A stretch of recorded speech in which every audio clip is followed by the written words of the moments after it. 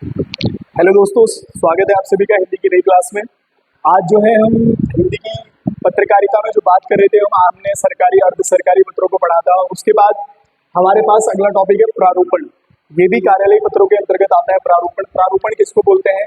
इसे लेखन मसौदा या आलेखन प्रालेखन भी कहते हैं। ये आप याद रखेंगे, प्रारूपण को लेखन मसौदा या आलेखन प्रालेखन भी जो है प्रालेखन भी कहा जाता है। ठीक है, मतलब क्या है इसका मैं आपको बता देता हूँ।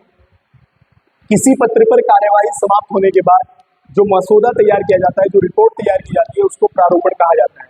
मतलब किसी एग्जाम्पल के तौर पर किसी विभाग कार्यालय में कोई पत्र गया, कोई मामला गया पत्र के द्वारा, उस पर उस कार्यालय में कार्यवाही की जाती है। नीचे से लेकर ऊपर अधिकारी तक उस पर कार्यवाही करते हैं, और जब वो कार्यवाही पूरी हो जाती है तो एक मसौदा तैयार करना पड़ता है, जिसको कच्चा मसौदा भी कहते हैं, यानी कि उसका जवाब लिखने के लिए, उसके बारे में बताने के लिए। तो उसी को कहा जाता है प्रारूपण। अब प्रारूपण को किस तरीके से आप लिखेंगे, तो ये है प्रारूपण लिखने का तरीका। ये आप यहाँ से याद रखेंगे, ये आपका प्रारूपण लिखने का तरीका है। सबसे ऊपर इसमें पत्रांक संख्या आती है, पत्र संख्या आती है। उसके बाद प्रेषक का नाम, पदनाम वो पता होता है। सेवा में प्रेषित का पद, विभाग, पता, विषय, और उसके बाद जो है स्टार्ट करेंगे महोदय से। ठीक है, लास्ट में जो भवदीय होता है, ये भी जो लिखना चाहते हैं वो हो सकता है। ठीक है ना। तो ये प्रारूपण का जो है नमूना है। प्रारूपण जो है, यानी कि जो प्रारूपण होता है उसका प्रारूप ये है, किस तरीके से आप प्रारूपण को लिखते हैं। इसको कच्चा मसौदा भी बोलते हैं, प्रालेखन आलेखन भी इसको कहा जाता है। ठीक है।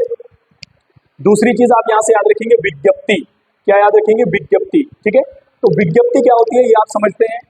किसी सरकारी अथवा गैर सरकारी, किसी सरकारी अथवा गैर सरकारी विभाग द्वारा अपने निर्णय और घोषणा, यहां से आप याद रखेंगे, अपने निर्णय, घोषणा, नीति, योजना आदि को विज्ञप्ति द्वारा ही सर्वमान्य तक पहुंचाया जाता है, यानी कि सब तक जो है इसको पहुंचाया जाता है।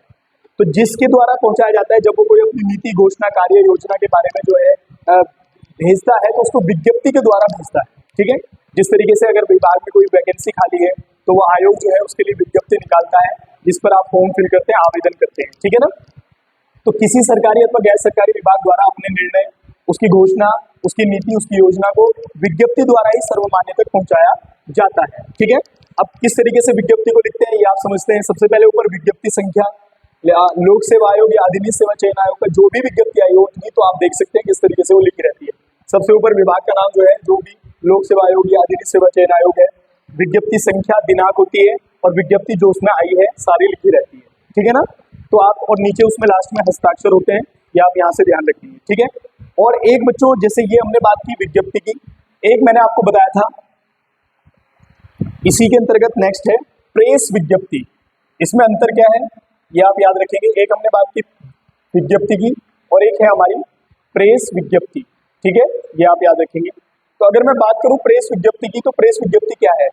तो ये जैसे हमने अभी बात कहा कि किसी सरकारी अथवा गैर सरकारी विभाग द्वारा जो अपने निर्णय, घोषणा या नीति होती है, उसको सर्वमान्य तक पहुंचाना विज्ञप्ति कहलाता है। अगर सरकार किसी अपने निर्णय, सूचना, अपनी घोषणा या अपनी योजनाओं को प्रेस को देती है, मीडिया में देती है छापने के लिए, तो उस विज्ञप्ति को प्रेस विज्ञप्ति कहा जाता है। नोट प्रेस जो है लिखा करके आता है वो, तो वो अखबार वगैरह में या मीडिया वगैरह में जो है जो लिखी जाती है, उसी को हम प्रेस विज्ञप्ति ही कहते हैं। ये आप यहाँ से याद रखेंगे। ठीक है, तो उम्मीद है आपको ये समझ में आया होगा प्रारूपण क्या होता है, विज्ञप्ति क्या होती है, और प्रेस विज्ञप्ति क्या होती है। ठीक है, अगला इसका जो टॉपिक है वो है कार्यालय ज्ञापन, अधिसूचना, टिप्पणी, अनुस्मारक पत्र और परिपत्र। ये आपके बचे हैं, तो ये भी कल कंप्लीट हो जाएंगे। एक वीडियो जो नेक्स्ट आएगी 2 से 3 मिनट की, उसमें सब कंप्लीट हो जाएंगे। ठीक है ना।